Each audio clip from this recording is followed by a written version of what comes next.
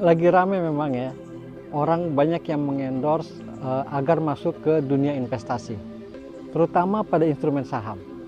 Bagus sih, kalau niatnya memang menggairahkan anak muda untuk berinvestasi.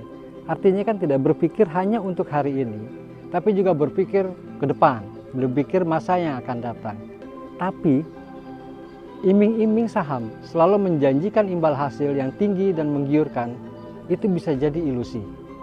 Emangnya begitu? Yeah.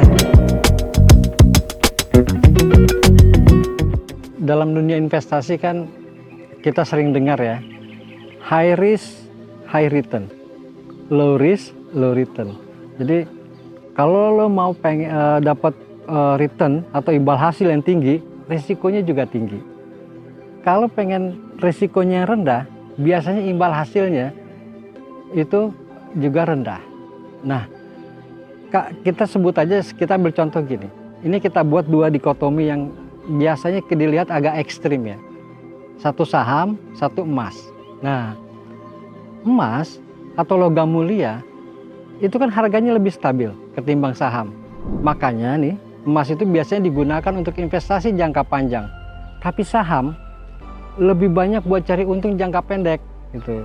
Tapi boleh juga, ada juga saham-saham yang fundamentalnya bagus, perusahaannya udah besar gitu ya, itu juga digunakan untuk tabungan bisa juga gitu ya. Nah, tapi persoalannya kalau yang pengen high return tadi itu harus diambil jangka pendek karena gejolak harganya juga akan lebih tinggi. Yang paling gampang analoginya kayak gini. Kalau investasi saham itu kita lihat seperti ikan lumba-lumba. Wah, dia bergeraknya begini. Tapi kalau investasi emas itu seperti ikan paus. Gitu kan, lebih stabil ya dia bergerak. Nah, tapi memang emas itu returnnya lebih rendah atau imbal hasilnya lebih rendah dibandingkan saham. Pernah contoh gini, gue pernah ngukur kira-kira 10 tahun. September 2013 sampai September 2022. Saham rata-rata per tahun itu menjanjikan 5,5% return. Imbal hasilnya sekitar 5,5% per tahun lah. Ya lebih tinggi dibandingkan deposito tentu. Emas cuma 2,7%. Tapi tetap saja kan emas lebih tinggi dari tabungan. Tapi jangan lupa, gejolak harga saham lebih tinggi dibandingkan emas. Ingat, ikan lumba-lumba dengan ikan paus. Pertanyaannya apa maknanya gejolak harga yang seperti ikan lumba-lumba itu? Ingat, ini adalah risiko. Nah, gejolak harga ini adalah risiko. Jadi semakin tinggi gejolaknya gitu ya, atau dinamika harganya, maka semakin tinggi risikonya. Makanya bank sentral pun, bank sentral itu kayak Bank Indonesia itu, di dunia itu juga mereka nyimpan emas untuk menjaga stabilitas gitu kan. Kita kembali ke soal gejolak tadi, gejolak harga. Gejolak harga ini itu kan akan menimbulkan penyimpangan harga. Bahasa kerennya kira-kira nih biasa dikenal dengan deviasi. Jadi semakin lebar deviasi harganya, maka itu semakin tinggi risikonya. Apa itu yang semakin lebar?